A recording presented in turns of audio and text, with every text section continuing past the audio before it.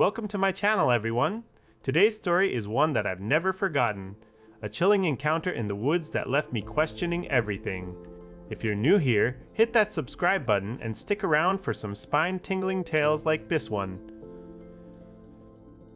Growing up, Joe and I were inseparable. We spent countless summer days exploring the thick forest near our small town.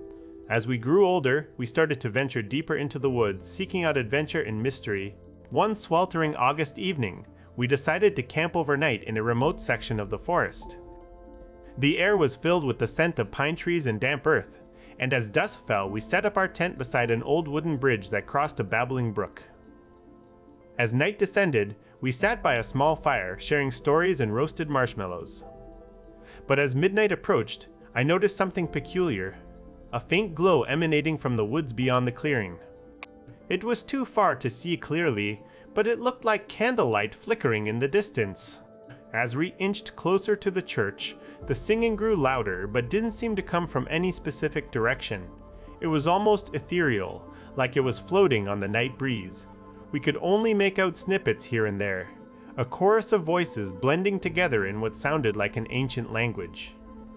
Suddenly, the singing stopped abruptly. A booming male voice began to chant, sending chills down our spines. "Can you believe this shit?" Joe whispered urgently, his hand gripping my arm tightly.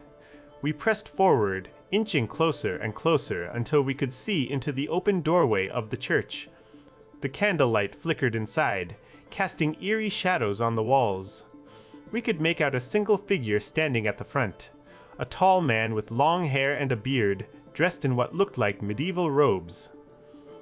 The chanting resumed, this time in a language that was entirely foreign to us.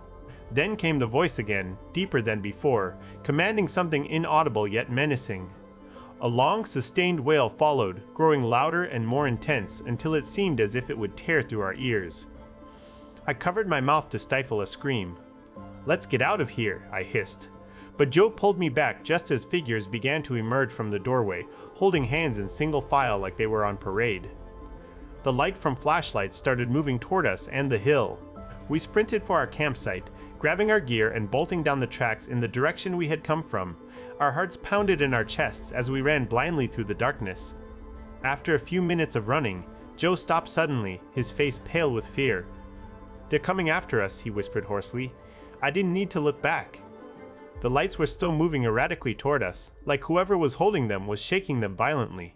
We ran again, our feet pounding against the gravel. Eventually, we reached a road and spotted a small town 15 minutes away on our map. We walked briskly, trying not to look back as we heard faint sounds of pursuit behind us. Once in town, we rushed into a 24-hour gas station and called my wife to come pick us up. She was understandably confused by the call, but she arrived shortly after and drove us straight home without another word.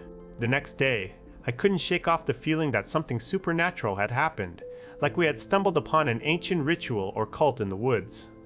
My friends all brushed it off as kids getting spooked, but I knew what I heard and saw. Those voices weren't human. They were chilling and otherworldly. Can you imagine being out there, hearing those eerie sounds and seeing shadowy figures? What would you do if something like that happened to you?